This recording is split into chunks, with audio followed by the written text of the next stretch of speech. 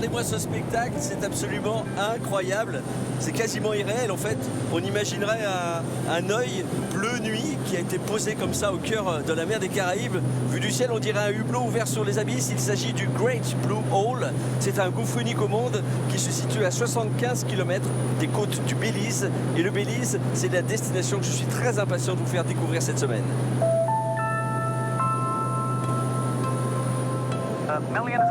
Il y a des millions et des millions d'années, il s'agissait d'un système de grottes. La preuve, c'est qu'au plus profond du trou, on peut encore trouver des stalagmites et des stalactites. Ces cavités ont fini par s'effondrer et la mer est venue les engloutir. Aujourd'hui, le Blue Hole mesure 130 mètres de profondeur et 300 mètres de diamètre. Ah oui. D'accord, c'est ce qui en fait sans doute le plus vaste au monde.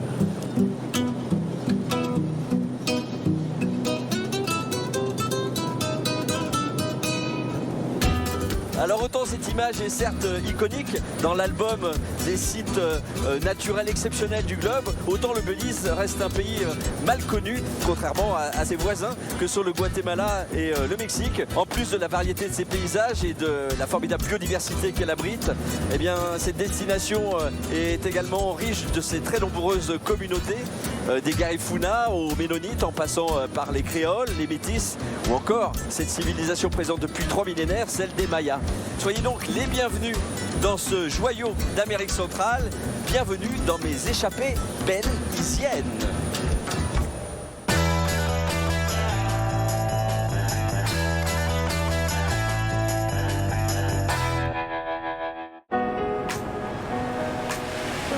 Dans les eaux du Belize, tout n'est que nuances de bleu. Ce sont des requins nourrices, les plus dociles. Ça, c'est une belle surprise. Je m'attendais pas à ça. Mais ici, au-delà des paysages, c'est une île qui vit en musique.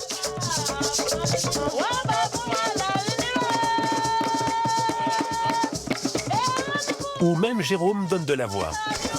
Les bananas, coupez-les en dos, les patatos. Sur des chemins parfois escarpés. C'est l'aventure, le Belize. On traverse des rivières en pleine jungle. Ici, on change de véhicule au fil des paysages. Tout autour de nous, là, ce sont des fermes ménonites. Il n'y a que des gens de la communauté. Oui, ce sont des ménonites. Mais derrière cette douceur de vivre, la nature impose sa loi. On entend quelque chose. Dans la nature sauvage du Belize, mieux vaut être chasseur qu'être chassé. Oh, bah dis donc. Sur cette terre de mémoire, Les corniches étaient utilisées par les anciens Mayas pour des cérémonies. C'est un lieu très sacré. les traditions sont vivantes. Le Poctapoc n'est pas un simple sport, c'est un jeu sacré. Nous devons invoquer les éléments. Elles se chantent, se dansent et se transmettent. Découvrez la perle des Caraïbes. Salut Jérôme, bienvenue au Belize. Merci, c'est gentil.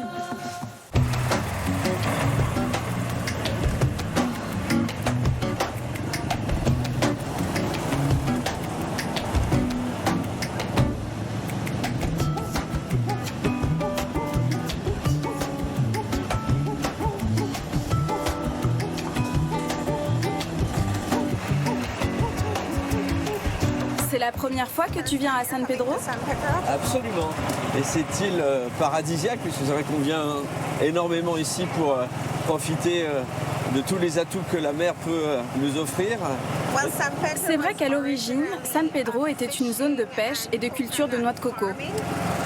Et nous nous sommes lancés dans le tourisme en 1965, lorsque nous avons ouvert notre premier hôtel. Ok. Désolée.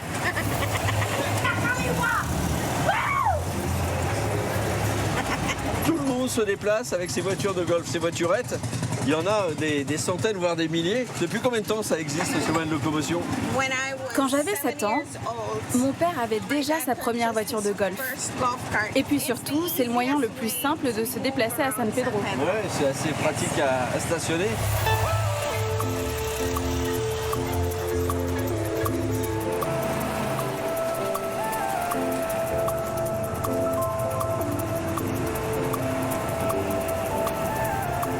à San Pedro, c'est qu'il y a différents types d'architecture.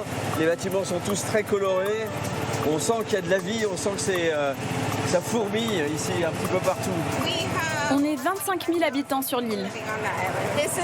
Et là, nous sommes dans le centre-ville, sur la rue principale, là où toutes les célébrations ont lieu. Ok. C'est ici qu'on célèbre la cérémonie de septembre. Qu'est-ce qui se passe en septembre? En septembre, on fête l'indépendance. Ok, je pensais que c'était pour mon anniversaire. C'est quand ton anniversaire? It's 29. Ah ok, nous c'est le 21 septembre. Ah, c'est presque pareil. Regarde, c'est notre beau panneau San Pedro. Ah oui. Il vient d'être repeint par des artistes locaux. Super beau. Oh, on voit la couleur là-bas. Les dégradés de bleu-vert. Waouh. Ici, c'est un coin très apprécié parce qu'il y a des soirées bingo et des courses de crabes. Des courses de crabes? Oui. En 1986, Madonna a fait la chanson La Isla Bonita, qui nous a fait connaître dans le monde entier. Ah oui, c'est vrai qu'elle dit I dreamt of San Pedro. Ah oui, c'est vrai qu'elle dit en fait qu'elle avait rêvé de San Pedro. C'est nous. Et c'était cette île? C'est ici. Ah bah tu vois, tu m'apprends quelque chose. Last night I dreamt of San Pedro. C'est nous.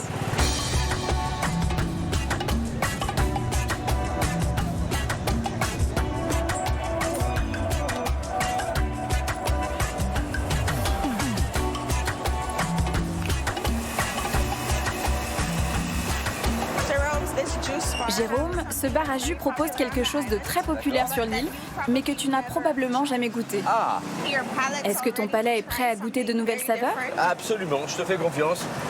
Donc, tu vas commander et j'écoute pas, d'accord? Bonjour, on va vous prendre un...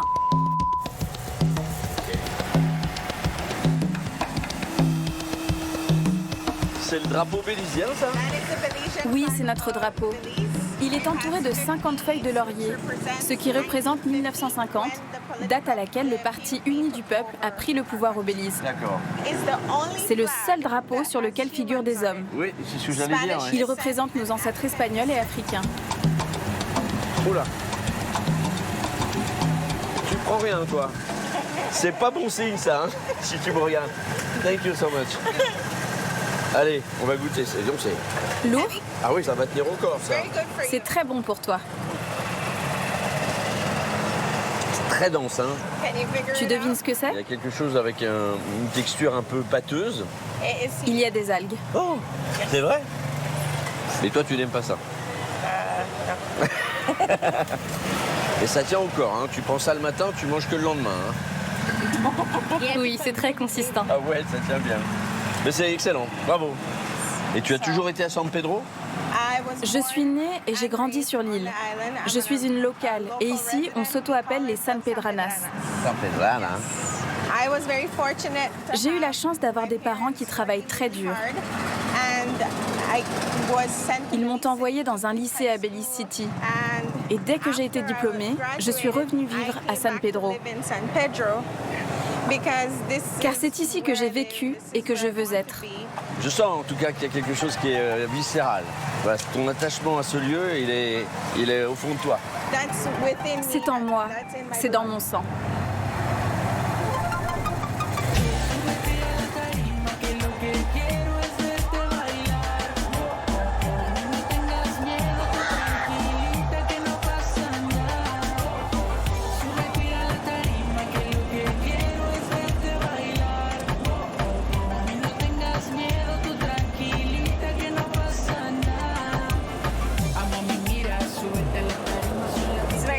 C'est très différent de la ville, hein? On était il y a 5 minutes dans l'effervescence de San Pedro. C'est agréable, non?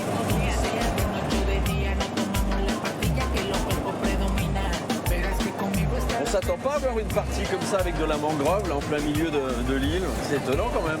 C'est une lagune? Oui, beaucoup de gens aiment venir y pêcher.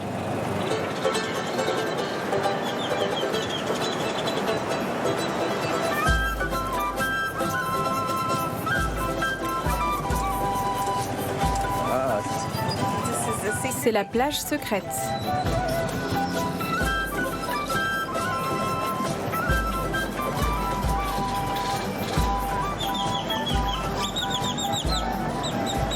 c'est sympa ça, l'étape pour prendre un verre en plein milieu de la plage comme ça, c'est chouette.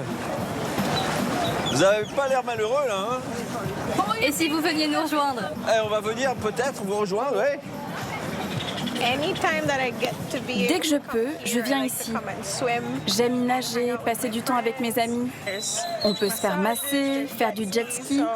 Il y a tout ce qu'il faut pour se relaxer. D'accord. Oula, c'est la fête là. C'est la fête.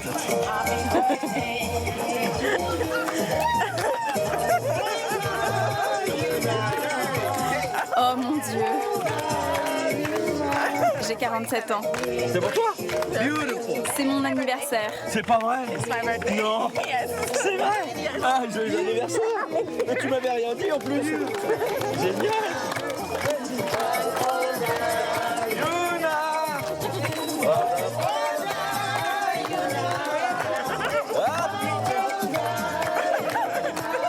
Ah, j'adore. Ah, la surprise.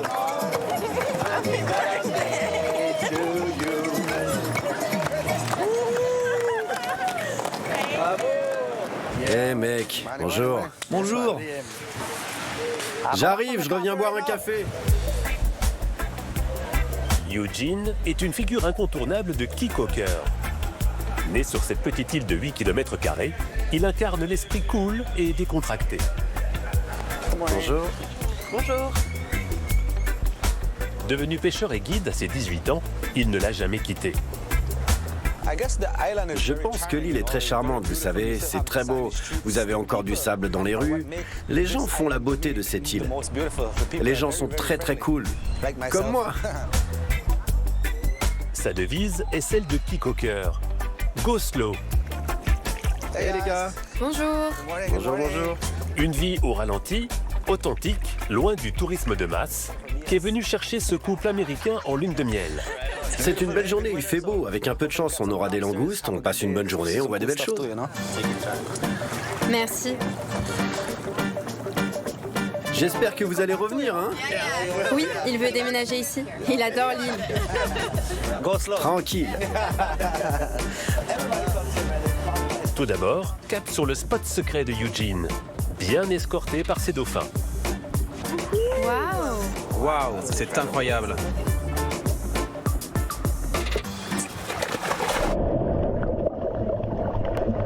Un simple masque dans l'eau permet d'admirer les balais colorés des poissons. C'est toujours une surprise ici. La beauté est incomparable. J'ai été dans plein d'autres endroits, mais la beauté ici, c'est du haut niveau. Le dos est attaché par un muscle puissant juste là, vous voyez? Et donc tu as juste à sortir ça. Et le clou du spectacle de cette plongée, c'est ce conque. Aucun animal ne va utiliser cette coquille si ce n'est le crabe géant. C'est le snack du pêcheur en fait. Croustillant. Pour compléter le déjeuner, Captain Eugene va mettre ses invités à contribution. Si vous voyez une langouste, vous vous mettez à peu près à... imaginez que ça c'est la langouste, vous vous mettez à peu près à cette distance. Vous relâchez l'élastique et avec la tension, ça va le piquer.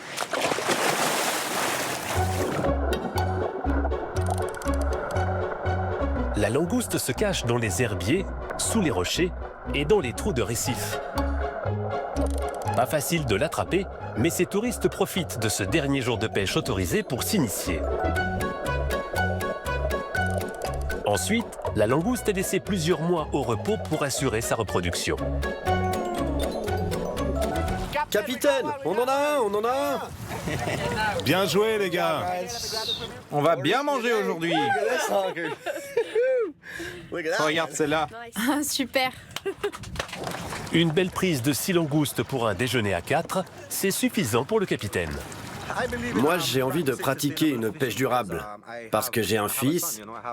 Il y a plein d'enfants sur l'île. Et je veux qu'ils puissent profiter. Comme j'ai pu le faire, j'ai 36 ans, je veux qu'ils soient capables de pêcher à leur tour quand ils auront mon âge. Le rêve de ce couple en lune de miel se poursuit sur cette petite plage où ils vont déguster leur prise. Bon les gars, le repas est servi. Oh, super. Là vous avez quelques langoustes, comme vous pouvez le voir. Amazing, brother.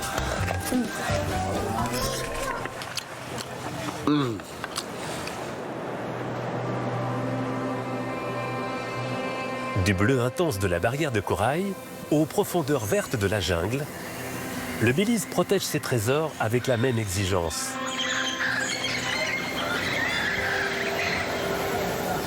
L'un d'entre eux se niche ici, le Tianchich, un écolodge de 15 chalets à 2 heures de route de toute civilisation.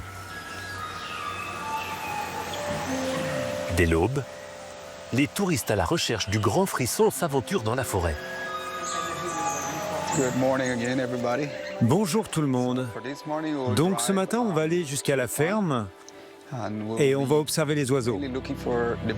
Mais si on a la chance de vivre un moment illégal, ce serait un plus.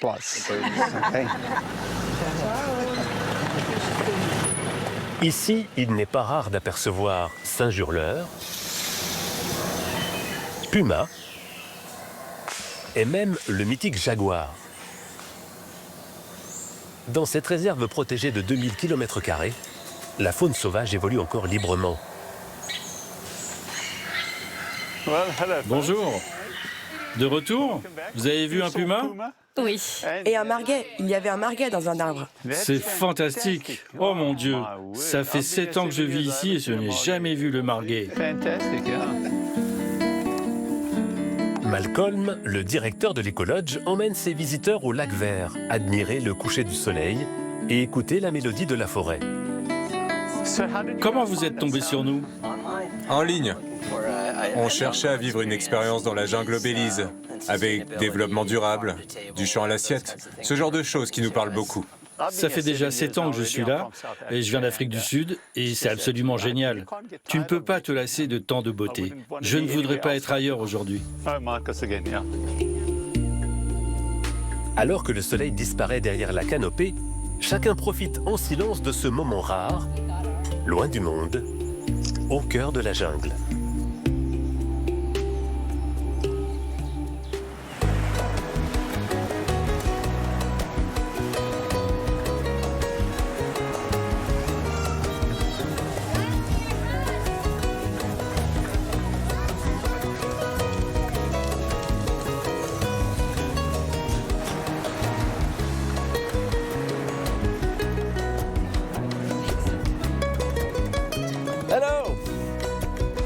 Mariana, nice to meet you. Bienvenue. Julio, encantado Julio. Enchanté. Bon? Tu es prêt? Je suis plus que prêt, je suis très impatient. Ok, super. Alors on y va. Allez, on y va, ça marche. Direction le paradis sous-marin. Hello guys.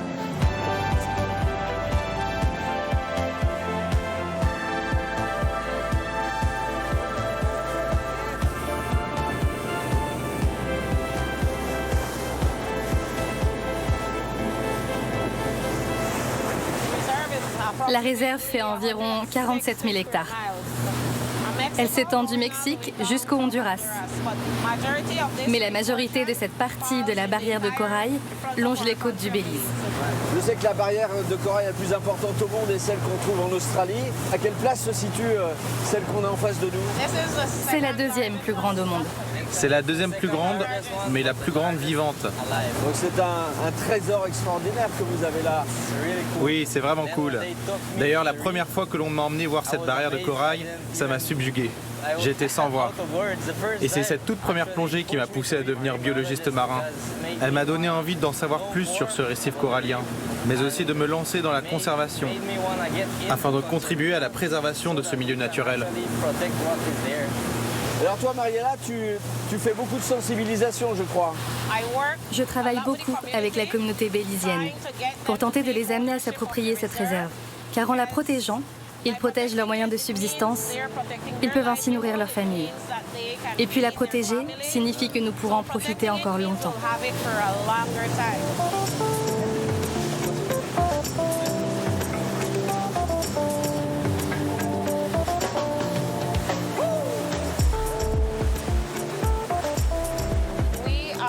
Nous allons entrer dans la réserve marine et comme vous pouvez le constater, nous ne sommes pas les seuls visiteurs. Bonjour à tous et bienvenue à la réserve Olshan. Voici notre station marine. Tous les navires qui passent par ici doivent présenter leur autorisation pour entrer dans la réserve. Tous les visiteurs qui viennent ici doivent être accompagnés par un guide officiel. Nous sommes 6 à bord et voici notre permis. Ok, c'est bon, merci beaucoup. Passez une bonne journée.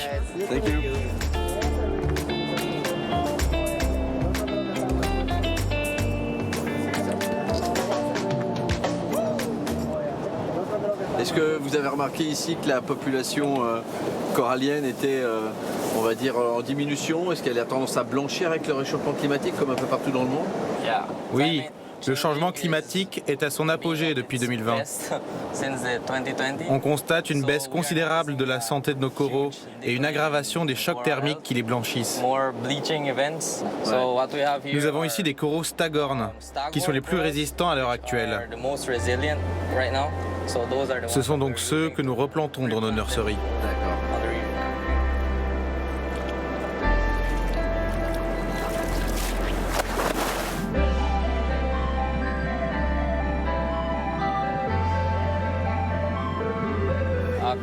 La nurserie est une table sur laquelle nous fixons des cordes et sur lesquelles nous avons mis des fragments de coraux. C'est le meilleur moyen de protéger les coraux du blanchiment et des tempêtes qui les détruisent. Donc, on les aide en nettoyant les algues qui poussent sur les cordes, car ils sont en compétition pour la nourriture et l'oxygène. Et on ne veut pas de ça. Grâce à ça, les coraux grossissent et grandissent plus vite.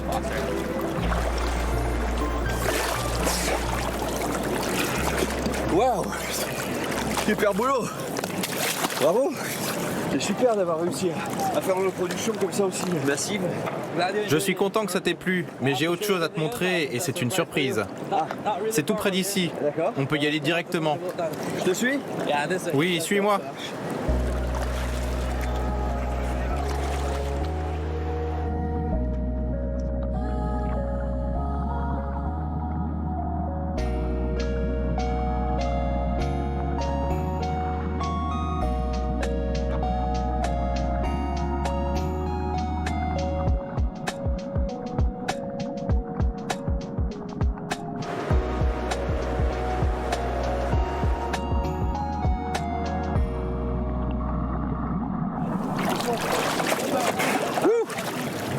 Ça, c'est une belle surprise.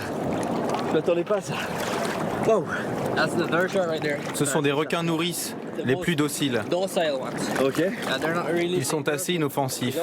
D'autant plus que c'est le seul endroit au Belize où on les nourrit. D'accord. Bon, je préfère très largement le sourire des Bélysiens au sourire et à la moue des requins nourrices. Maintenant, on va aller voir la réserve sous-marine. Tu vas voir, c'est incroyable. On va y faire de la plongée.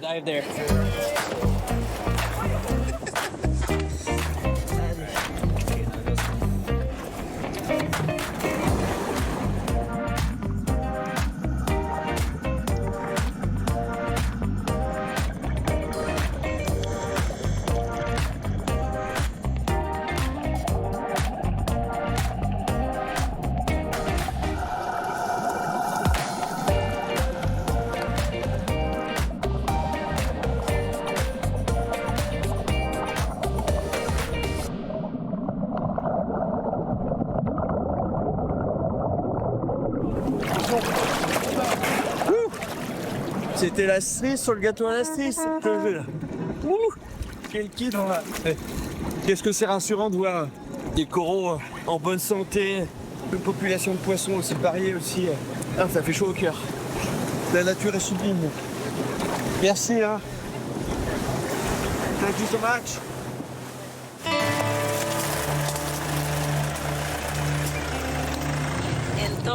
Dans tout le Belize, c'est toujours une aventure, les routes. Pour nous, c'est beaucoup d'aventures. Mais d'autres n'aiment pas abîmer leur véhicule ici. Elma est une baroudeuse dans l'âme et botaniste. Elle dirige une ONG qui protège la Belize Maya Forest.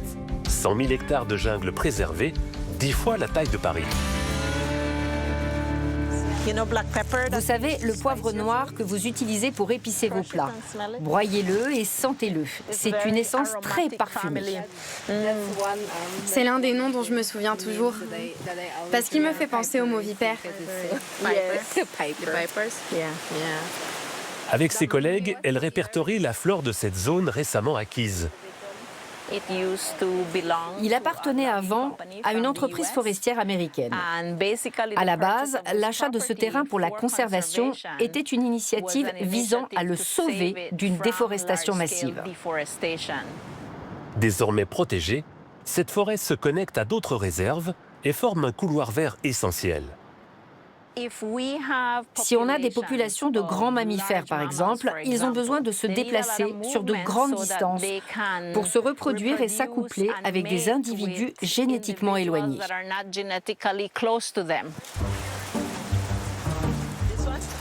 Ça, c'est ma beauté. Elle a l'air très en forme. Voilà ma beauté ici. À chaque fois que je viens, j'essaie toujours de le mesurer et de le comparer à ma taille. Oh, il te dépasse à présent.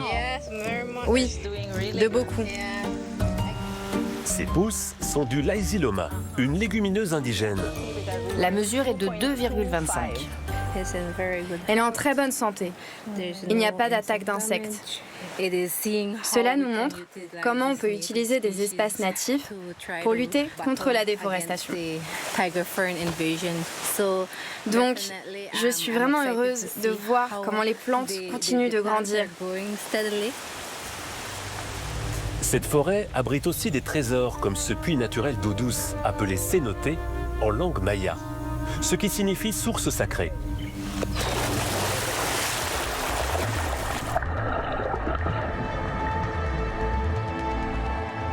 Sous la surface, un cimetière d'arbres. Pour les ancêtres mayas d'Elma, ces gouffres semblaient ouvrir la terre vers un autre monde.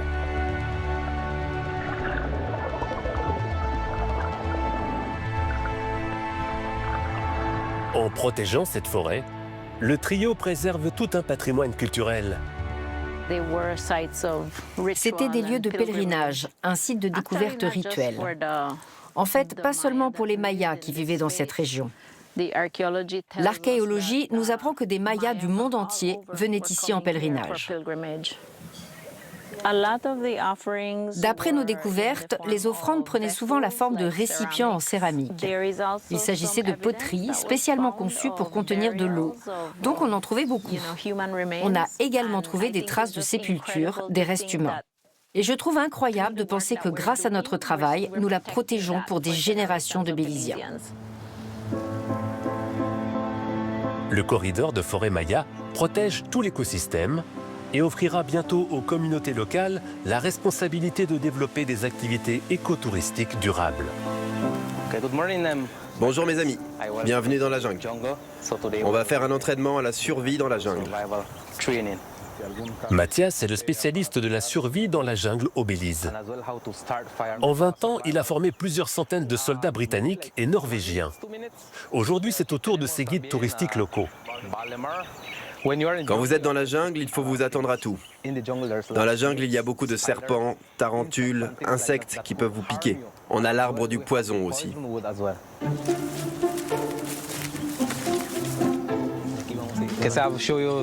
Je vais vous montrer comment construire un abri. Là, vous avez les feuilles.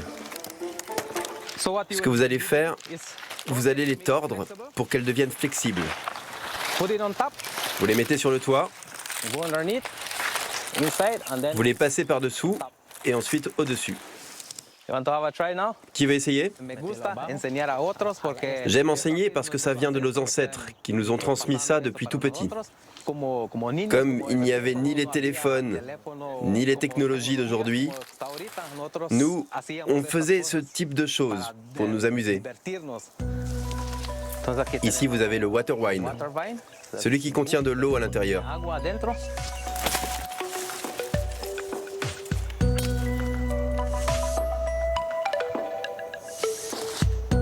C'est de l'eau purifiée.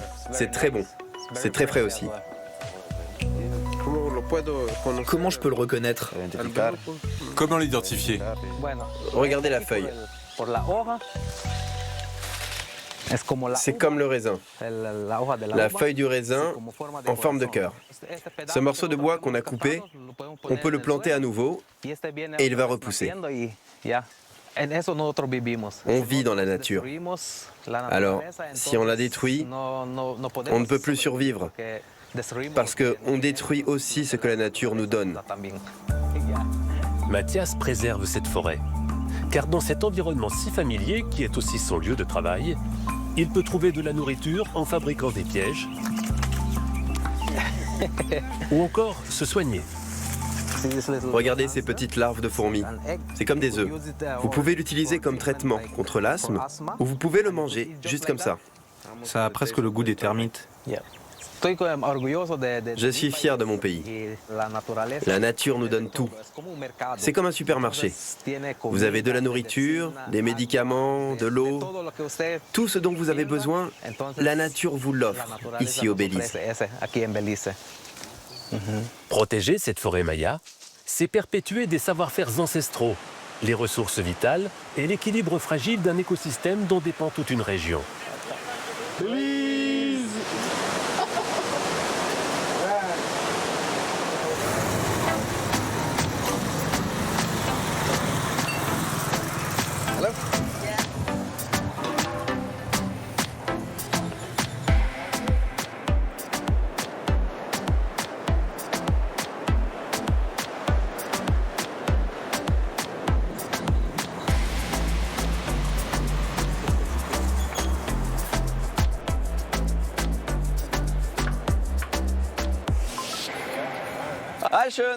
Salut Jérôme, comment vas-tu?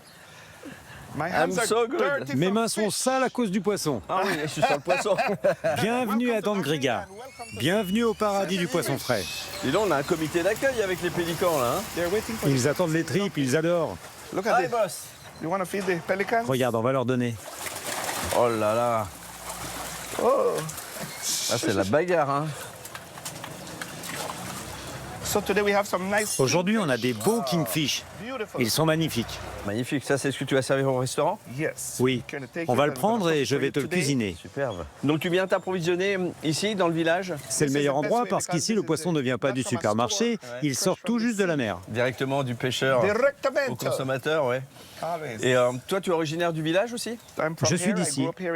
J'ai grandi dans un magasin tout près d'ici, au bord de la rivière. Ici, c'est un vrai village de pêcheurs depuis longtemps? Oui, mais surtout celui des Garifuna, une des plus vieilles ethnies du Belize. Leur alimentation est toujours composée de noix de coco, de nourriture hachée, de manioc et de poisson. Le cassava, c'est le manioc. Le manioc, oui, c'est ça. Attention à la tête. Oh, oh, oh, oh. C'est rock'n'roll. J'ai passé un coup de téléphone et on va voir de la langouste. On va faire une super soupe. Magnifique.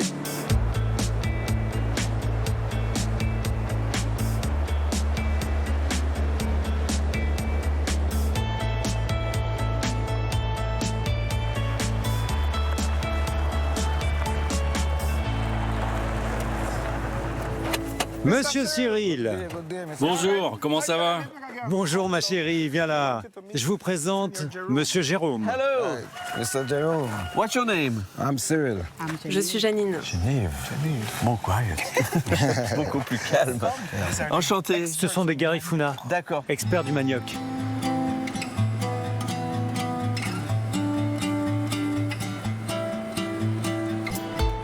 Dans notre ferme de 6 hectares, on cultive le manioc en préservant les pratiques agricoles traditionnelles Garifuna. Je vais te montrer comment on le cueille.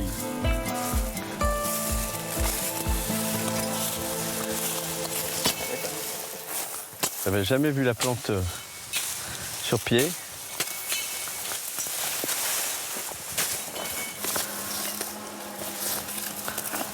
Ah ouais. Wow. Magnifique. Il a 9 mois. Ah, dis donc, c'est énorme. On ne s'attend pas à ce que la racine soit si grosse. On s'attend à ce qu'elle soit, au contraire, plus étendue. Quand j'achète du manioc au marché, il est souvent vieux. Ouais. Et il ressemble à du cuir. Ouais. Alors qu'ici, regarde-moi ça.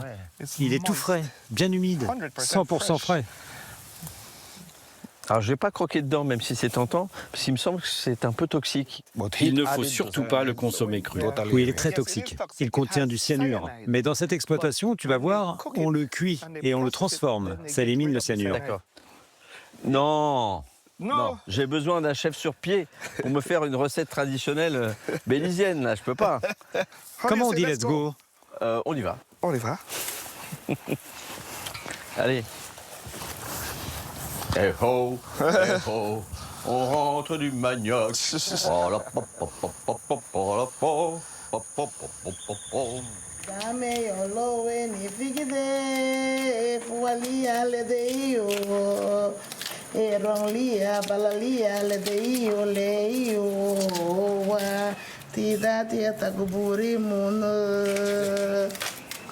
Hello.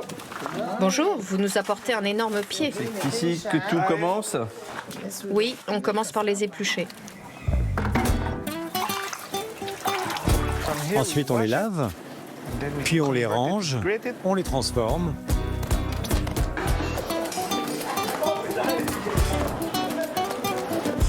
Et on obtient notre sibiba. C'est comme de la farine. On peut faire plein de choses avec le manioc finalement. C'est un tubercule. Donc tout ce qu'on peut cuisiner avec une pomme de terre, on peut le faire avec le manioc. Et ce n'est pas que chez les Garifuna. C'est pareil dans toutes les Caraïbes, en République dominicaine, en Guyane, chez les Arawaks. Qu'est-ce qui va se passer? Ah, c'est pour râper là. On mettait des pierres. C'est une râpe traditionnelle.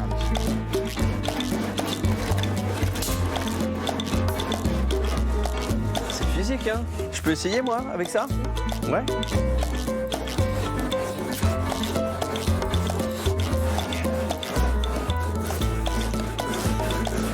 Tu peux faire une pause maintenant. Ça se voit tant que ça que je suis en galère.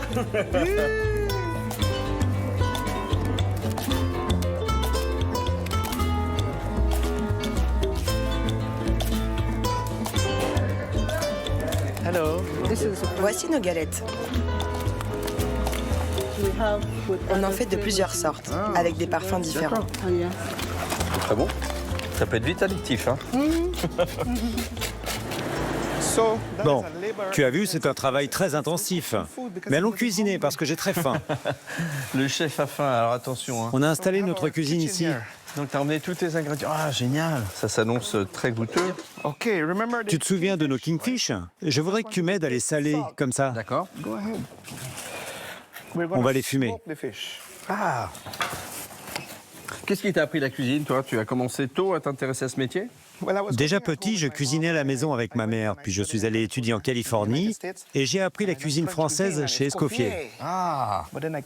Et puis je suis rentré et j'ai commencé à mélanger ces cultures. Donc tu les laisses dans la feuille en fait. Le bananier, ouais. Passe-le à côté. Nice. La culture Garifuna, elle est très inspirée évidemment de ses racines africaines et on retrouve vraiment ça aussi dans la gastronomie. Cet objet pourrait nous raconter tout ça à lui seul. Le Nigeria, toute l'Afrique, Porto Rico, tout le monde utilise le même mortier et le même pilon. Il s'agit donc d'un lien tangible, direct, avec l'ascendance africaine. Dans la cuisine Garifuna, on l'utilise pour faire notre fameux plat, le houdout. C'est du plantain bouilli, qui ont été pelés, ouais, d'accord. Salé et poivré.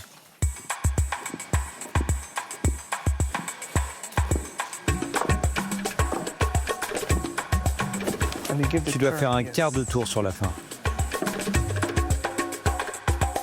Pom, pom, pom.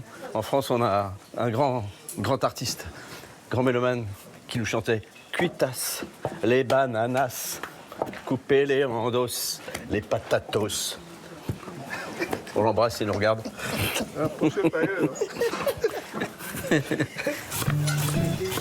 C'est beau ça.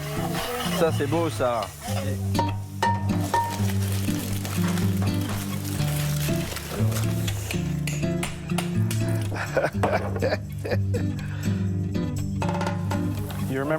Regarde nos beaux kingfish.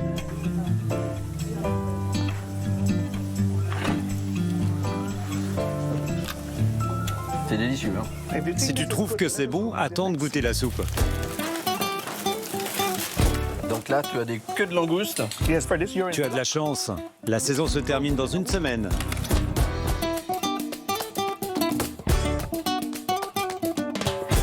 Lobster. Oh là là. En France, vous mettez de la crème. Nous, on met du lait de coco. Aïe, aïe, aïe. Aïe là là là là, regarde ça, dans une coco, magnifique. Je vois pas trop de langoustes. Où est la langouste? Je sais pas, Regarde ça. Ah, merci. Magnifique. Tu te souviens du houdoute? Ah, tu mets ça dedans. Ça va s'imbiber en fait. Enjoy. Bon appétit. Ah oui, c'est super tendre. Merci et bravo. C'est Remé, c'est Remé. C'est Remé? C'est Remé. Ce village coloré du littoral sud-est a gardé son âme authentique. Fondé par les Garifuna, Hopkins est presque entièrement peuplé de ses descendants d'Africains amérindiens. Et comment ça va? Comment ça va? Ça va? Tu es là? Ça va et toi? Ça fait longtemps qu'on s'est pas vus. Cette bande d'amis, ce sont les Garifuna Collective, l'un des groupes les plus célèbres de la culture Garifuna au Belize. Hé les gars, c'est l'anniversaire de Sheila. Donnez-moi vos mains avant qu'on commence. Depuis plus de 20 ans, ils se produisent aux États-Unis, en Europe, en France, et leur carrière est encore à son apogée.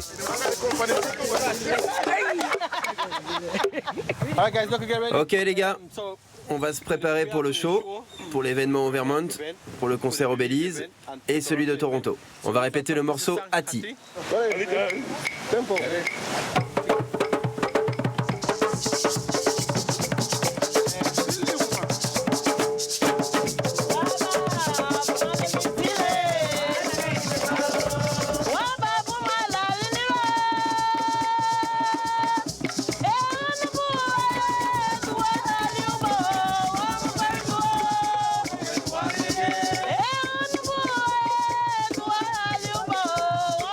À travers leur musique chantée en langue Garifuna, ce groupe partage avec le monde entier leur histoire.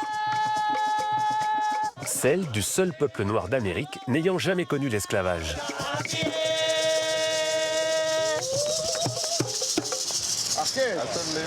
Ces descendants africains se sont en effet évadés d'un navire négrier échoué sur l'île de Saint-Vincent avant de s'installer sur le littoral de l'Amérique centrale, comme à Hopkins. Pendant des années, j'ai entendu que les Garifuna ne survivraient pas. Mais je peux vous dire une chose, ils survivront. Pourquoi? Parce que les plus jeunes sont en train d'apprendre le Garifuna. Ils ont soif d'apprendre leur histoire et ils veulent porter ce que les Garifuna Collective font. Et montrer au monde qui on est, nous, au Belize.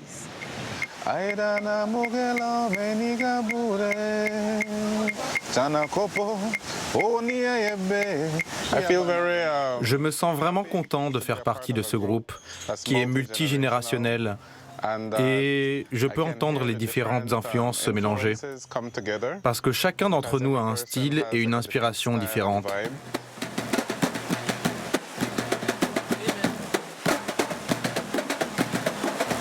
Les Garifuna Collective portent bien plus qu'une musique. Une mémoire, une langue et la fierté d'un peuple encore bien vivant dans un Belize multiculturel. Bonjour. Bonjour.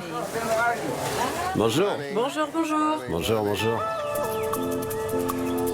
Jamal, lui, fait partie de l'ethnie majoritaire du Belize. Il est créole. Avec son fils Jace, ce sont des habitués du marché de San Ignacio. C'est le plus emblématique et pittoresque du pays. Salut mec. Quoi de neuf? Ouais, ça va. Tu rencontres toujours du monde au marché. C'est genre, tu t'arrêtes, tu repars, tu t'arrêtes, tu repars. Tout le monde fait ça. Ça fait partie de notre culture. Et c'est ce qui rend le marché sympa. D'un stand à l'autre, Jamal croise des Mayas, des Mestizos. Comment ça va? Tout va bien? Des Taïwanais. Salut Jamal, à plus tard. Des Garifuna et même des Ménonites, une communauté chrétienne vivant à l'écart et tournée vers l'agriculture. Bonjour, c'est votre fromage? Jamal, lui, se revendique créole et porte toutes ces communautés dans son métissage.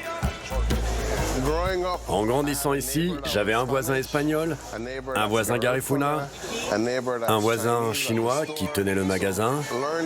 Donc, en apprenant un mot par-ci, un mot par-là, de chaque ethnie, maintenant que je suis plus vieux, je peux presque communiquer avec tout le monde et ça paraît normal.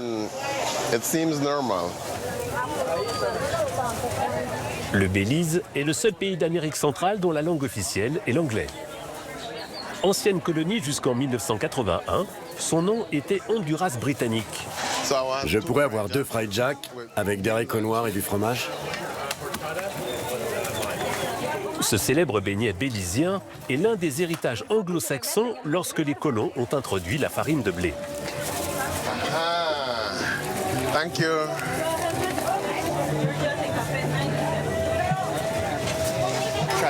C'est la tradition au Belize.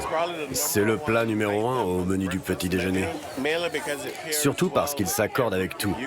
Tu peux le manger avec de la confiture, avec du beurre de cacahuète, des haricots noirs, des œufs, des saucisses. L'autre plat national, c'est le poulet grillé et son rice and beans. Une tradition dans toutes les familles le week-end. Ok chérie, je mets l'huile de coco et toi tu mets le poulet.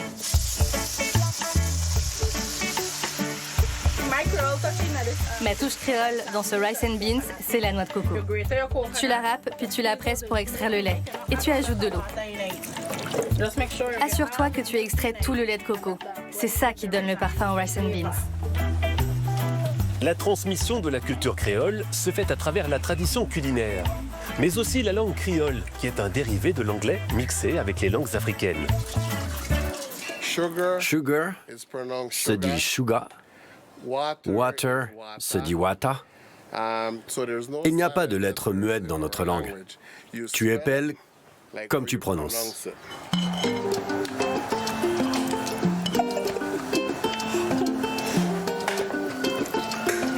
Chérie, le plat est délicieux. Le poulet est bon. Au carrefour des cultures et des saveurs, le Belize raconte une histoire où la diversité est une véritable identité.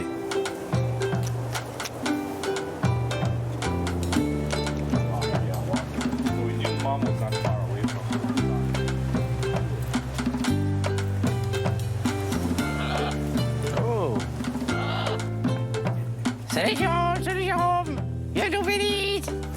Il parle en plus. Merci, c'est gentil.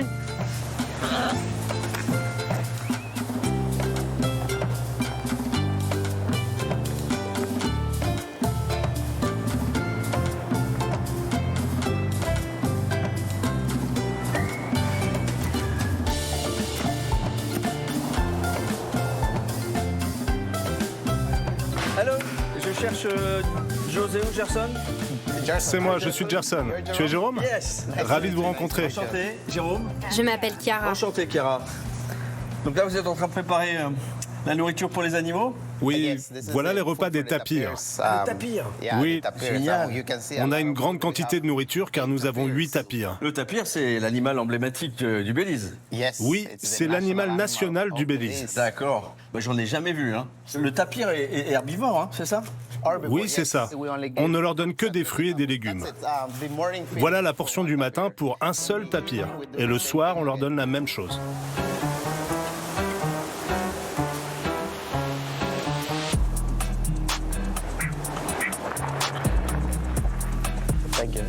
Gerson. Hey, José. Comment ça va? Voici José. Ah, bah, très bien. Vous allez nourrir les tapirs? Oui. Ok, je vous accompagne. José, quand est-ce qu'a été fondé le zoo de Belize?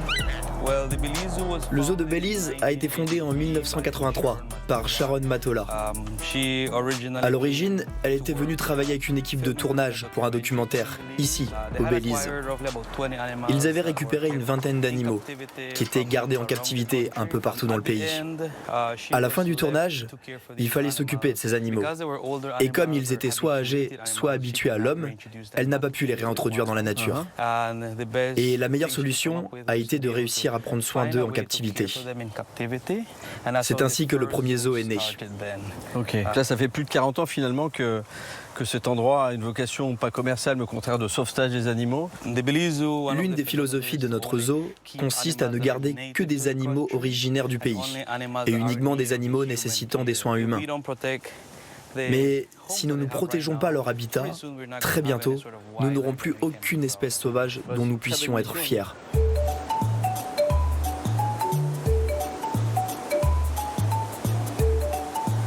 On parlait d'éducation justement là.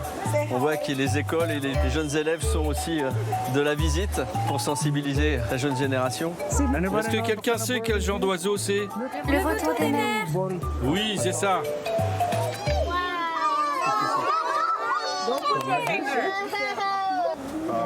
Viens avec moi. Grace nous attend. Grace, à table. Voilà Grace. Elle doit avoir faim.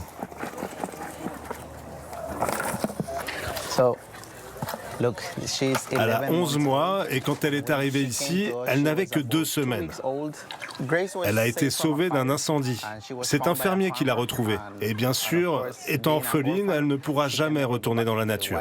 Elle va vivre 30 ans comme un cheval. Le tapir est un parent du cheval et du rhinocéros. D'accord, ok. Elle a un bon appétit, hein. Elle mange bien à la cantine. Alors, pourquoi c'est devenu l'animal emblématique du pays? Chaque animal a une fonction dans la nature. Leur travail à eux consiste à disperser les graines avec leurs excréments. Ce sont nos jardiniers des forêts.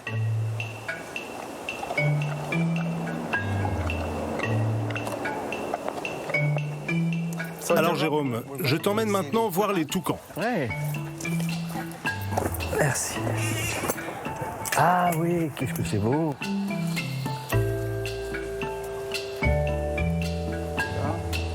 Absolument somptueux. Hein. Tu as vu ces pattes bleues? Ils sont omnivores, donc ils aiment les fruits et les insectes. D'accord. Tu vois sa langue au milieu du bec? C'est comme une plume. Ouais, je vois, ouais. Regarde les couleurs à la lumière, là, comme ça, au soleil. Comment vous récupérez ces animaux? Est-ce que ce sont les gens qui vous les amènent? Il n'y a pas de règle. Parfois, les gens amènent les animaux. Parfois, on nous appelle, mais bien sûr, nous travaillons en collaboration avec le gouvernement.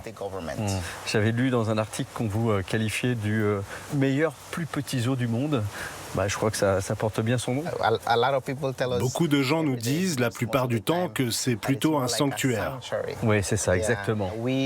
Nous offrons un habitat naturel aux animaux.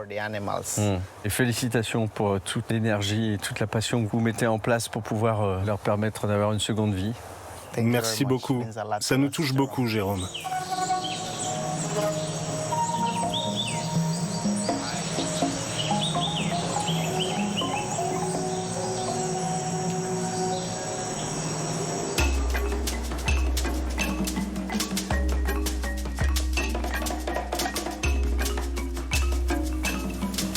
Hello.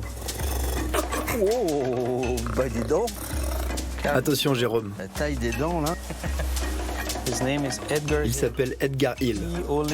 Il n'a plus qu'un œil. Attention où tu marches. On passe derrière. Lorsqu'il était dans la nature, il a contracté un glaucome. On nous l'a emmené pour une prise en charge. On passe par cette porte. Hé mon pote. Attends, ah oui, je croyais qu'on rentrait dans l'enclos. Tu m'as fait peur. Je n'étais pas rassuré. Je m'assois là. Oh, incroyable. Salut toi. Le jaguar au Belize, c'est un animal qui est en danger. Est-ce que sa population est stable? Est-ce qu'au contraire, elle est en train de diminuer? Le jaguar est le plus gros félin des Amériques. En Amérique centrale, il y a une augmentation d'environ 20% des jaguars, d'après les chercheurs. Donc, le travail éducatif fonctionne. Et les gens sont un peu plus respectueux, ce qui permet aux félins d'avoir une meilleure chance de survie. Mais malgré cela, de nombreuses personnes continuent à braconner les jaguars pour leur fourrure, ou bien leurs griffes pour la fabrication de bijoux. C'est illégal de le faire, mais certains continuent. Et c'est pour ça que l'on continue à éduquer le public, pour essayer de changer la façon de voir ces animaux. D'accord. Bye bye. Take care.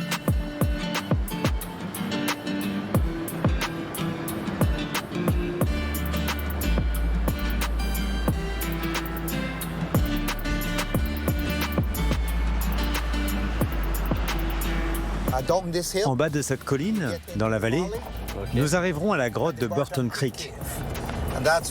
Là, nous allons garer la voiture et nous prendrons un canoë. Ah, super. Et on peut se promener dans les grottes avec les canoës alors? C'est ça. Ça va être super ça. Alors toi, a priori, à en regarder ta tenue, tu as des origines plutôt maya? Oui, c'est ça. Je viens de l'ethnie Quiché Maya. J'ai grandi au milieu des communautés mayas. Pas d'électricité, pas d'eau courante. Nous allions chercher de l'eau dans le ruisseau. Et alors tu es guide aujourd'hui? Depuis combien de temps d'ailleurs tu fais ce métier? Je suis guide d'aventure depuis 30 ans. Dès mon plus jeune âge, j'ai commencé à accompagner des biologistes, des géologues. Ils venaient explorer la jungle, les insectes, les plantes.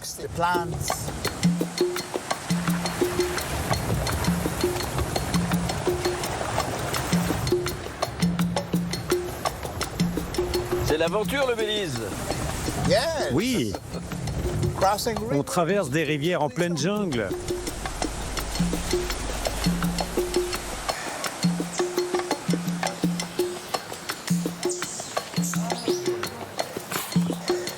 Ah, on est déjà au bord des grottes, là. Nous y sommes, Jérôme. Ce sont les grottes de Burton Creek. D'accord, donc je vois qu'il y a des petites lampes frontales, c'est parce que c'est l'obscurité totale à l'intérieur. Oui. Ok.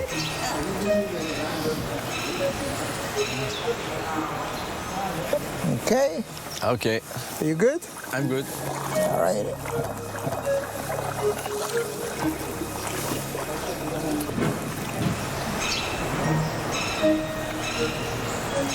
Tu peux sentir l'air sortir de la grotte. Oui, mais c'est vrai, il y a un courant d'air, t'as raison.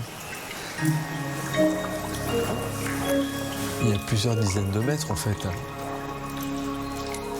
Le parcours là, à l'intérieur de ces grottes là, il s'étire jusqu'à quelle distance? Un peu plus d'1 kilomètre. D'accord. C'est assez fascinant hein, comme lieu. Hein. Les corniches étaient utilisées par les anciens Mayas pour des cérémonies. C'est un lieu très sacré. Les sages-femmes apportaient les cordons ombilicaux des jeunes bébés en offrande. Pour les Mayas, le cordon ombilical représente l'énergie vitale. Tiens, regarde la poterie là-haut, je l'éclaire. Ah, là-haut. En fait, dans la grotte, il y a toujours eu ce goutte à goutte. L'eau provient des stalactites depuis le plafond. Les Mayas collectaient cette eau sacrée dans leur poterie. Ils l'utilisaient pour laver les nouveau-nés. Est-ce que ça représente quelque chose pour toi, personnellement, ce lieu? Totalement. Il permet de faire entendre la voix du passé. Oui. Je peux sentir cette énergie. Je trouve ça passionnant ce que tu me racontes. Et on sent qu'il y a une envie forte, profonde de partager l'histoire de tes ancêtres. Je trouve ça vraiment très touchant, la façon dont tu m'en parles. Et je te remercie vraiment, Marcos, de m'avoir partagé ce récit. Je t'en prie. C'est un plaisir.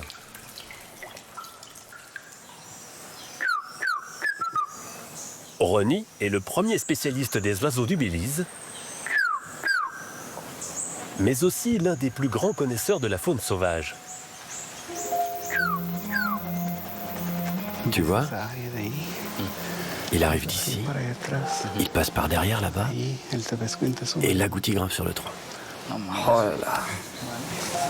Il partage son savoir avec son fils de 18 ans au cœur de la jungle de Chiquiboul, l'une des plus vastes et sauvages d'Amérique centrale. La réserve idéale pour observer discrètement les plus grands félins. On va mettre une de ces caméras ici. Cette caméra, on va la mettre là-bas. Elle sera bien pour capter tout animal qui passe. On peut la mettre ici. Et comme ça, on verra les petits animaux. Descends un peu plus bas. Un petit peu plus bas. Voilà. Et marche vers moi, vers moi. Voilà, regarde la caméra. Là, oui.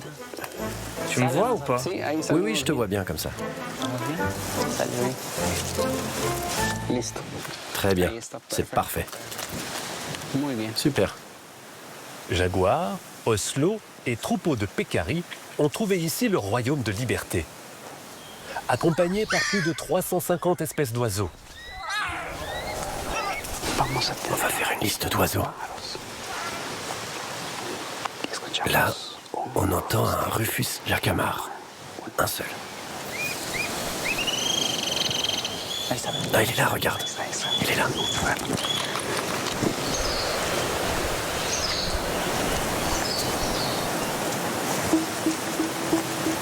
On entend quelque chose.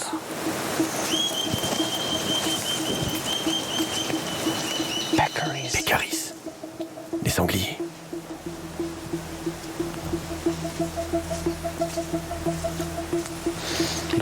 On peut les sentir. Ils voyagent en groupe de moins 40 à 50 ou plus. Donc, s'ils sortent à l'orée du lac, on doit vite bouger d'ici, parce qu'ils deviennent dangereux. Ils ont des crocs, et avec ces crocs, s'ils te mordent la jambe, c'est très dangereux. On va sortir par là. Dans cette forêt hostile, l'un des sujets est en danger. Le hara rouge, l'un des perroquets les plus majestueux d'Amérique centrale, mais aussi le plus convoité par les trafiquants. Je crois qu'on peut installer le camp ici. Il est bien ce bout de terrain. Il est plat. Pour le sauver, Ronnie et ses amis rangers vont camper au cœur même de la jungle. Ah, il y a un peu d'aventure à faire tout ça. Et on adore. On doit chercher le meilleur spot, sinon des arbres peuvent nous tomber dessus, ou parfois les singes qui se baladent là-haut. Mais on est dans un bon spot ici, parce que d'ici, on peut surveiller les personnes qui viennent voler les haras rouges, ou qui viennent faire de la coupe illégale d'arbres. Et nous, on aime rester ici. On s'amuse beaucoup. Beaucoup. Allez, lève la bâche. Cette pointe, là-bas, contre l'arbre. Allez, voyons comment se porte le campement.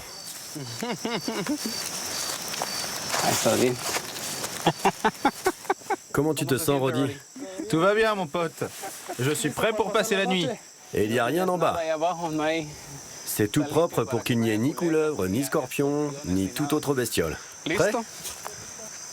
Ronnie et ses amis rangers mènent une protection active pour dissuader les braconniers. Ils bénéficient d'une autorisation spéciale. Plus courbé. Ça va dedans. Top. Ils en profitent pour étudier la faune sauvage. Et Ronnie a convié sa femme, pour qui cette nuit au milieu de la jungle isolée est une première. Ah, je me sens bien, émue aussi. Et en même temps, je suis curieuse de voir si un jaguar va voler ma tente. Donc, j'espère le meilleur pour cette nuit. Et je vais bien me reposer.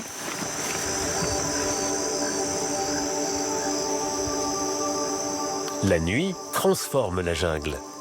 Les bruits résonnent dans l'obscurité et entourent Ronnie et son équipe d'une présence animale invisible. Des singes hurleurs.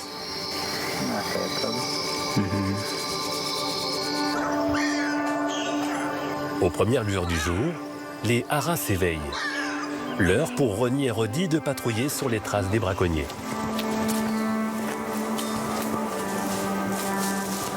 Là, il y a une marque. Là, il y a une marque aussi. C'est plus psychologique qu'autre chose. Par notre présence, on leur fait comprendre qu'ici, on est là, on protège et qu'ils devront aller ailleurs pour trouver ce qu'ils cherchent. Là, il y a des traces de machettes. Et ça, c'est une trace de leur passage. La réserve forestière de Chiquiboul, c'est un lieu que j'aime depuis que je suis tout petit.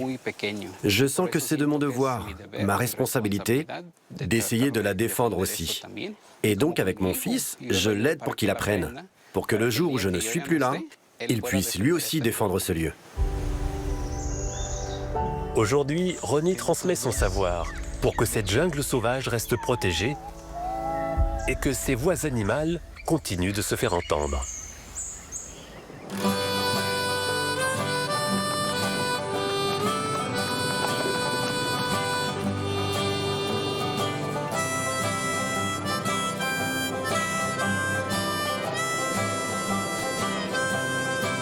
Merci chauffeur.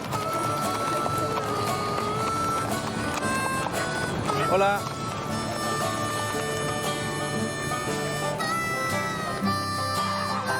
Franz, bon après-midi. Je suis Jérôme.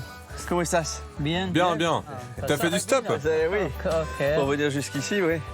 Ah, c'est incroyable cette campagne là, environnante. On est immergé dans les champs, les cultures. Oui, ici on plante du maïs et du sorgho, du soja aussi. Très bien. Alors je vois qu'il y a aussi un petit peu de bétail. Ouais, j'ai des vaches. Tu veux les voir? Si. Ah, tu as différentes races de vaches là? Oui, elles sont différentes. On ne vend pas leur lait. On élève les veaux et on les laisse avec leur mère pour qu'ils poussent plus vite. Ton exploitation, elle fait quelle superficie ici?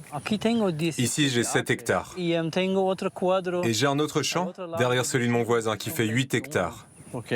Depuis combien de temps la communauté ménonite est au Belize? Elle est arrivée à quelle période? Je crois que c'est en 1958. Ils sont partis du Mexique pour venir ici au Belize. Les temps étaient plutôt durs là-bas. Et ils ont fait ce chemin pour commencer à travailler ici.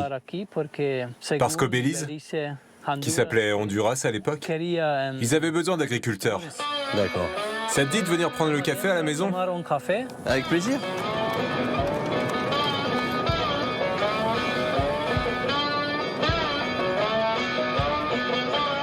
Hola. Encantado. Oh, il y a des enfants partout. Encantado. Oh, les garçons se ressemblent, hein. Mon épouse. Susanna. Notre aîné n'est pas là. Il est déjà parti travailler. D'accord. Vous avez 5 enfants en fait. Oui, 5 enfants. Dans la communauté ménonite, les familles sont souvent très nombreuses. Oui, à l'époque. Mais plus trop aujourd'hui. No tanto? Cinco es bien. Oui, mais on voyait des familles avec 9 ou 10 enfants. Ah oui, d'accord. Prenons un café. Avec plaisir.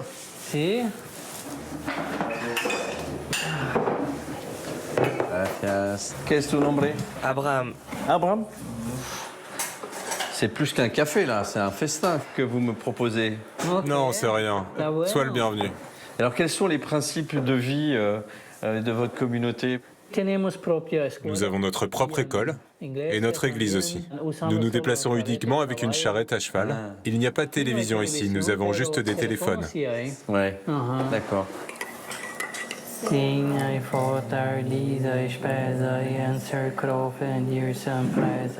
Amen. Quelle est cette langue? C'est de l'allemand. Nos ancêtres, il y a longtemps, venaient d'Allemagne. D'accord, ok. Donc nous prions en allemand. Monsieur Abraham, je vous sers. Lorsque vous vous mariez forcément avec quelqu'un de la communauté? Oui. On ne se mélange pas avec les Indiens ou les Chinois. D'accord. On reste des purs ménonites. Et alors les enfants, vous avez envie de faire quoi lorsque vous serez en âge de travailler? Non, ici, ça ne se passe pas comme ça. Ils apprennent un peu tous les métiers après l'école. Les femmes restent plus à la maison. Elles s'occupent de la nourriture, font la lessive et s'occupent des enfants. Et la plupart des hommes travaillent dans les champs. Mon fils travaille dans un magasin. Ah ouais, déjà. Il voulait justement t'y emmener, car maintenant il sait conduire la charrette. Merci, allez on y va. Merci pour ce petit encas qui était délicieux.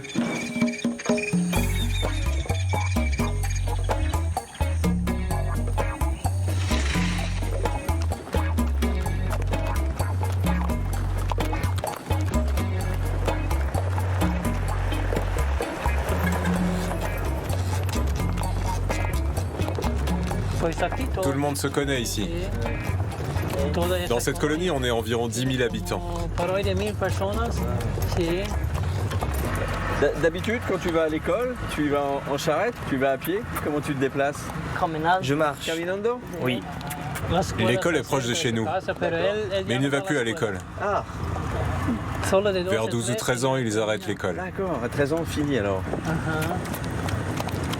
C'est pas si mal de se déplacer comme ça. Ah oui, eh oui, c'est agréable. Tout autour de nous, là, ce sont des fermes ménonites. Il n'y a que des gens de la communauté. Oui, ce sont des ménonites. On s'entraide tous. Qu'est-ce? C'est le magasin où ils travaillent. Ah. Et tu travailles tous les jours ici? Oh. Super. Voilà. Tu veux une glace? Ah, vous avez de la glace ici? Je vous offre une glace, avec plaisir. C'est une glace faite maison, au bon lait de vache. Avec le lait des vaches d'ici? Gracias, parati. Ok, gracias. Merci. Magnifique. Merci beaucoup. Salut. Santé. Salut. Salut, gracias. Merci. Merci de m'avoir fait partager un petit moment de votre vie ici avec la famille. C'était très intéressant pour moi, très enrichissant de découvrir un peu votre univers.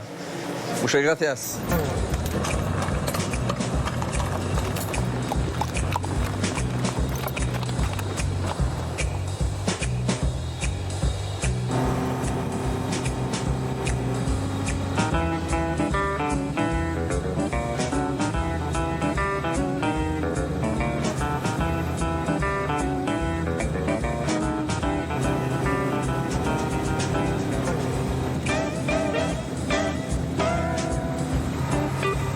Comment s'appelle la rivière sur laquelle on est là? La rivière Nouvelle. Elle se jette ensuite dans la mer des Caraïbes. C'est très sauvage, hein, la végétation autour, là, il y a une multitude d'essences d'arbres, de variétés de plantes. On trouve aussi différentes familles d'orchidées et il y a des cactus. Ah oui, dis donc, regarde, ce cactus, il est enchevêtré sur la branche, dis donc.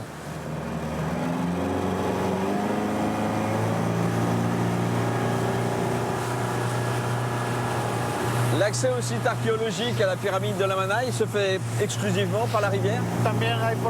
On peut aussi y aller par la route, mais par la rivière, c'est bien mieux.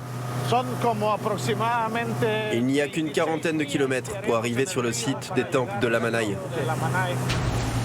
Regarde sur la droite, tu peux voir le haut du temple principal. Ah ouais, je vois, d'accord. Incroyable, et il se fond vraiment dans la végétation ou pas? Gracias, Rubén. Muchas gracias.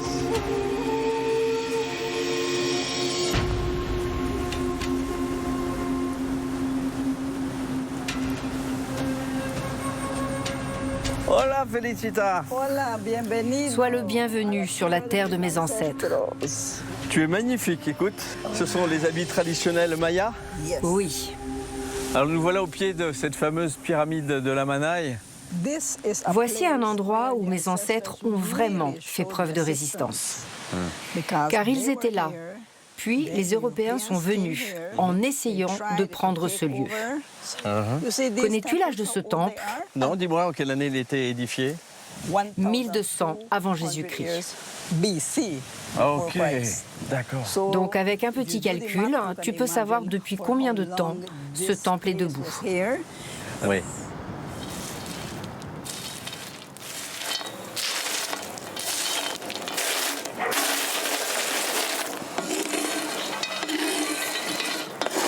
On aura plus de fèves de chocolat pour demain. Oui. Laisse-moi aider ma femme. On doit le torréfier et en le torréfiant, on peut sentir le parfum qui se dégage.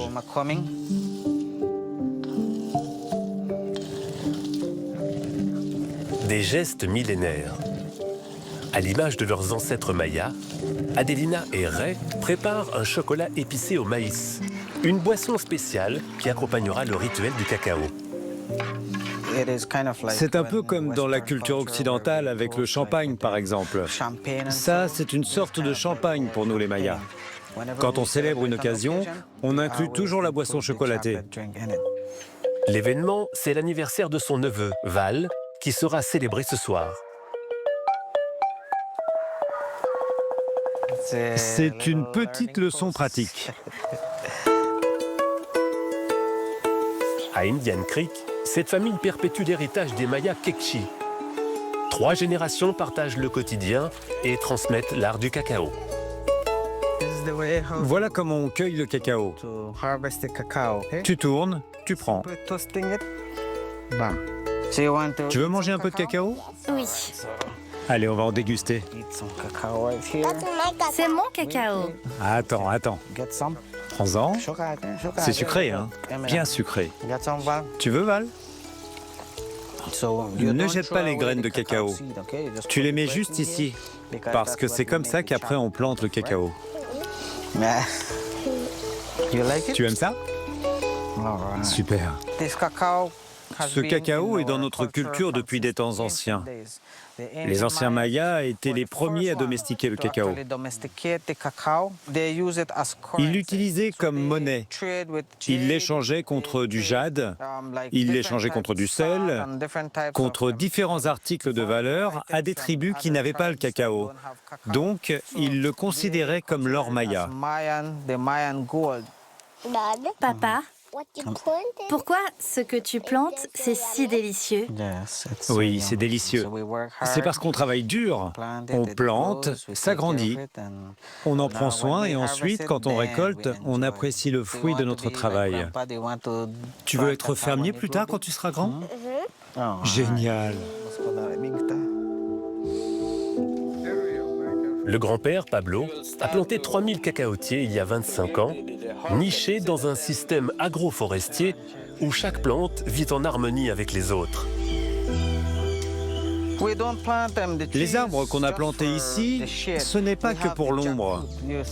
C'est le fruit du jacquier. Vous voyez ces gros fruits là-bas? C'est le jack. Ça, c'est le café arabica. Tiens. Donc on a beaucoup d'espèces d'arbres fruitiers différents. On n'a pas besoin d'aller au marché toutes les semaines, acheter des fruits, des légumes. Ici, on a tout. Dans le sud du Belize, le cacao fait vivre plus de 400 familles mayas. Chez Ray, il attire des visiteurs du monde entier. Bonjour. Là, on va faire 2 excursions. On va faire celle du chocolat, puis la visite culturelle. Leur cacao est essentiellement destiné aux touristes. C'est du chocolat noir et quelques graines de chocolat. Ça va faire un dessert sucré, je peux déjà vous l'annoncer.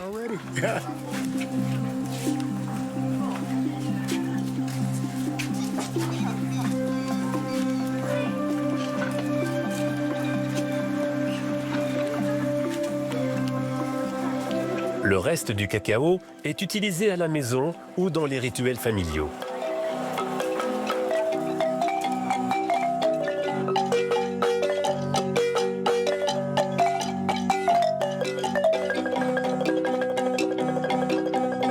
Porté par la fumée, la musique et la danse, Val s'apprête à ouvrir ses chakras. À 22 ans, il franchit un cap dans la tradition Kekchi, celui de devenir adulte et de se préparer au mariage.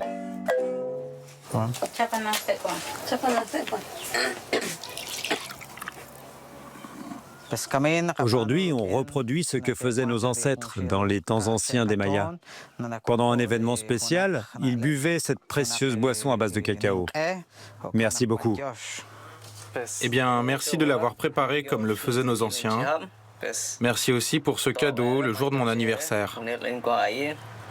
Eh bien, merci à vous tous de vous joindre à nous pour célébrer une nouvelle année dans la vie de mon fils. J'adore le goût, et en particulier parce qu'il a été cultivé autour de la ferme de mon grand-père. Je sens une sorte d'énergie quand je bois du cacao. C'est un héritage et ça représente beaucoup pour nous. Il y a un composant dans le chocolat qui fait que quand tu le bois, tu te sens comme quand tu es amoureux. Tu ressens la même chose quand tu bois du cacao. Quelle délicieuse boisson au cacao.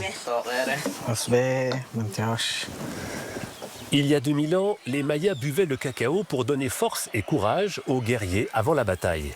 La boisson sacrée a conquis le monde.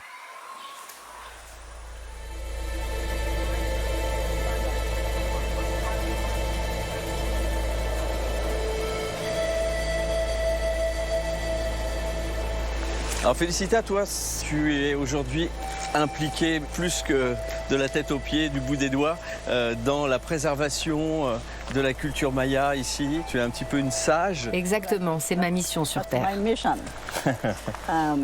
Quand j'étais très jeune, j'avais déjà remarqué que ma culture, mon héritage, était en train de mourir.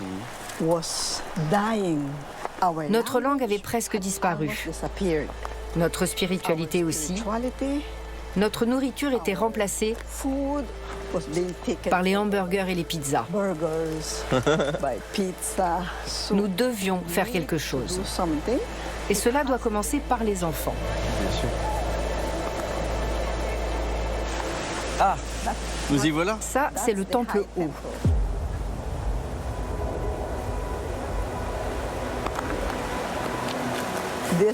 Il mesure plus de 30 mètres. Ok. Où est l'ascenseur pour monter? Il y a un escalator peut-être?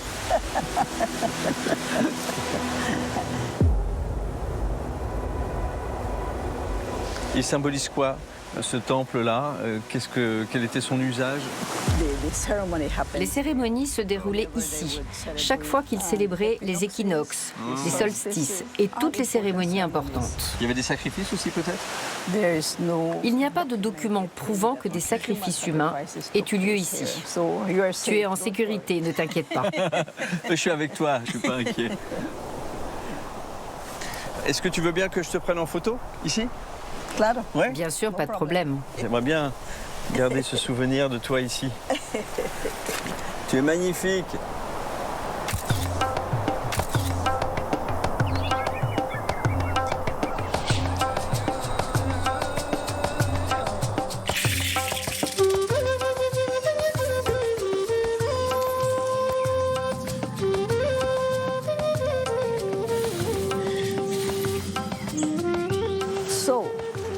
Sois le bienvenu, là où la jeunesse pratique le Pok Tapok,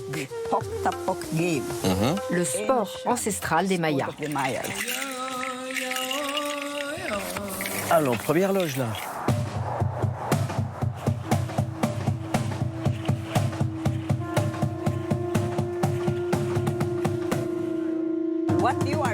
Tu assistes en ce moment à la véritable cérémonie.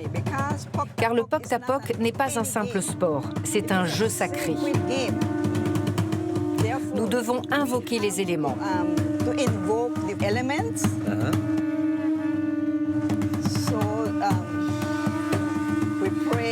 Nous les louons avec le feu et le son des conques.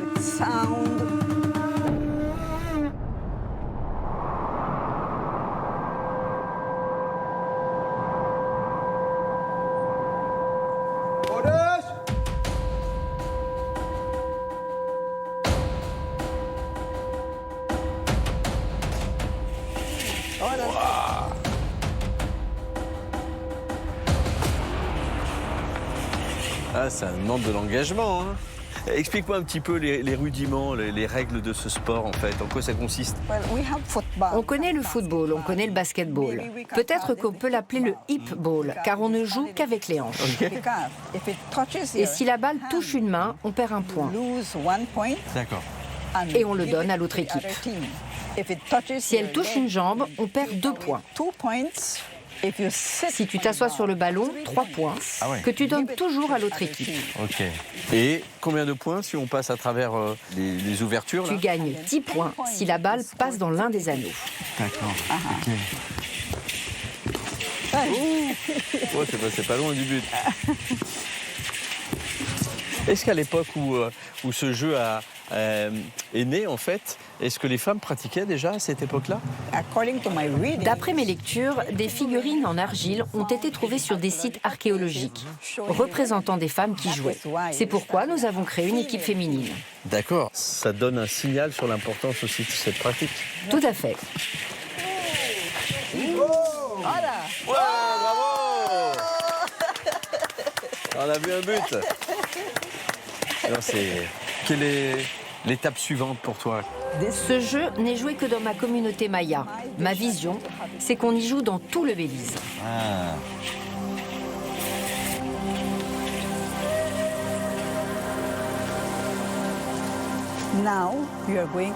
Tu vas maintenant découvrir l'une de nos spécialités culinaires préférées.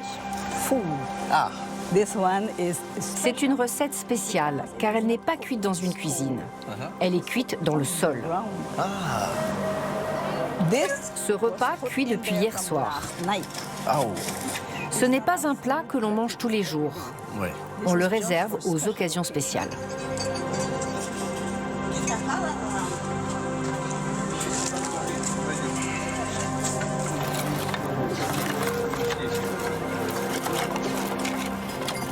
Ça sent bon, hein? Alors, qui a cuisiné tout ça? C'est elle qui a tout cuisiné. ¿Quién es tu nombre? On m'appelle Tia Pancha. Tia Pancha. Es la tía de todo el mundo aquí. Si? Oui. Depuis combien de temps vous faites cette recette? J'ai commencé quand j'avais 20 ans. Oh, c'était il y a 2 semaines alors. Eh bien, écoute, Tia Pancha, je suis vraiment impatient de goûter ton plat là. Grand créateur et fondateur, nous te remercions pour la nourriture abondante que tu nous apportes chaque jour pour nourrir notre corps physique, mais aussi notre âme spirituelle. Amen. Amen. Si vous avez faim, vous pouvez commencer. Bon appétit. Comment s'appelle ce plat? Pibil de porc. Cochinita pibil, d'accord. C'est très tendre, la viande elle est fondante, c'est waouh, un délice. C'est juste épicé comme il faut.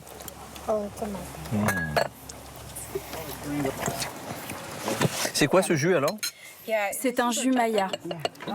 Il y a une gousse de vanille, de la cannelle, du sucre, du lait, de l'eau et du riz grillé que l'on fait tremper. Et ça donne ce mélange. C'est délicieux. Santé. Cheers. Santé. Cheers. À vous et à la culture maya.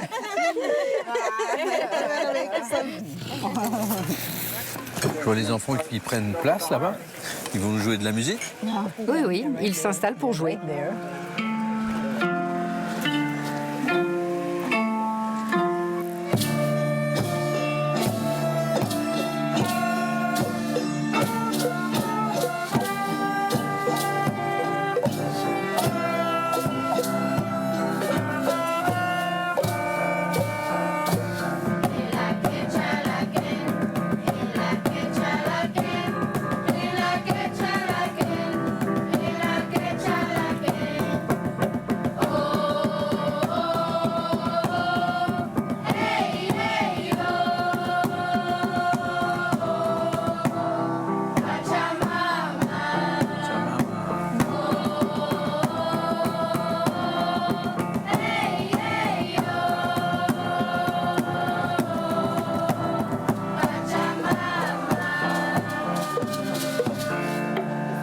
Bravo!